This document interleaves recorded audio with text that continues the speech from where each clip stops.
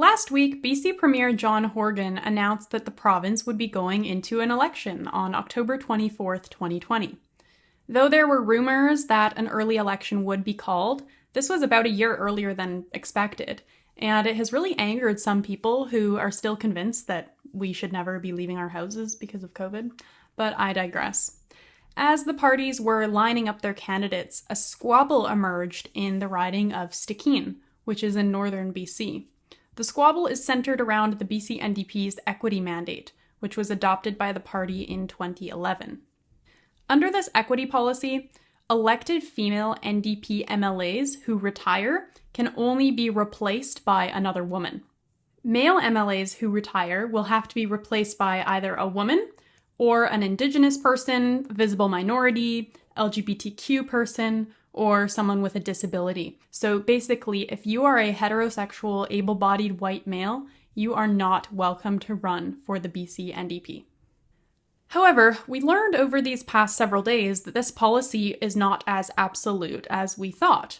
It turns out that if you're a heterosexual, able-bodied white male that the BC NDP really likes, like former Member of Parliament Nathan Cullen, then they will happily throw an Indigenous woman candidate under the bus in order to quickly acclaim the white male as the candidate. Let me explain. A woman named Anita McPhee publicly announced her intention to enter the NDP nomination contest in the riding of Stikine, as the incumbent MLA, Doug Donaldson, is retiring. McPhee is the former president of the Tahltan Nation in BC.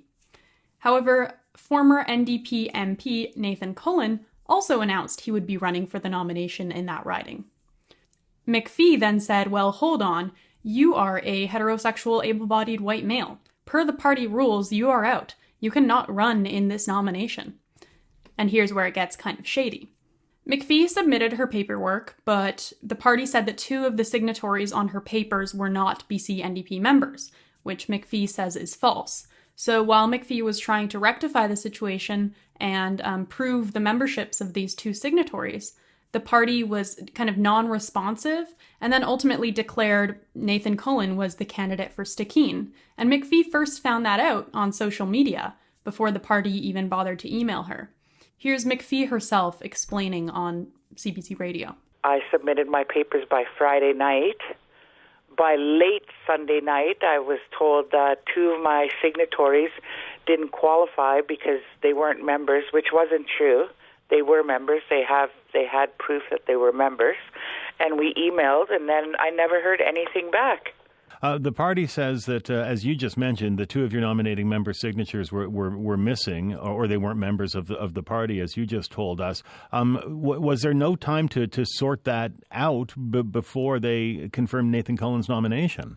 You know, there was time to sort that out because I submitted my forms on Friday, and they got it on late Friday night, and I sent an email asking, did you receive my nomination?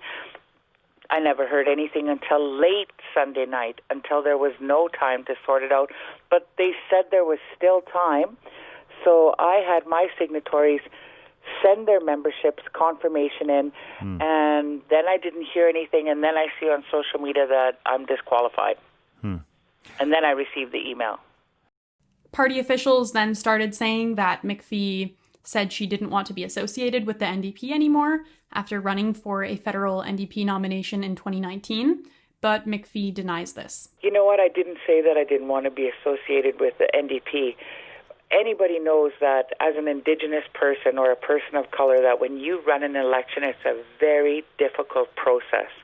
It's difficult to get resources. It's, the timing, the support. There's an equity mandate there for a reason. The party released a statement saying that they had undergone an extensive search for an equity-seeking candidate, but after they couldn't secure one, that's when they went with Nathan Cullen, and due to this signature problem with Anita McPhee's papers, she just could not enter the race in time.